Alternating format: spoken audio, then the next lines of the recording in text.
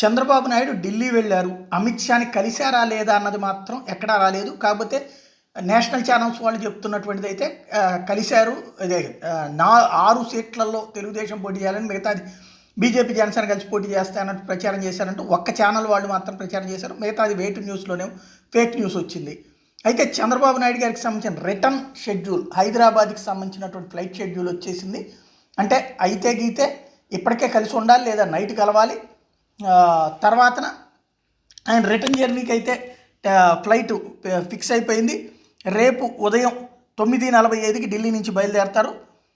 10:15కి న్యూఢిల్లీకి ఎయిర్పోర్ట్కి చేరుకుంటారు. 10:30కి ఢిల్లీ ఎయిర్పోర్టు, 12:50కి బేగంపేట ఎయిర్పోర్ట్కి చేరుకుంటారు. అంటే ఢిల్లీ నుంచి 10:30కి, అక్కడి నుంచి బయలుదేరి 9:45కి అశోక రోడ్డు న్యూఢిల్లీ నుంచి బయలుదేరి న్యూఢిల్లీ ఎయిర్పోర్ట్కి 10:15కి చేరుకుంటారు. 10:30కి అక్కడి నుంచి డిపార్చరు. 12:50కి బేగంపేట ఎయిర్పోర్ట్కి వస్తుంది. 1 గంటకి బేగంపేట ఎయిర్పోర్ట్లో డిపార్చర్ అవుతుంది. 1:20కి ఆయన జూబిలీ హిల్స్లో తన ఇంటికి వెళ్ళబోతున్నారు. ఇది షెడ్యూల్. అంటే చంద్రబాబు గారికి సంబంధించినటువంటి టూర్లో ఏం జరిగిందన్నది రేపటికి కానీ స్పష్టత రాదు.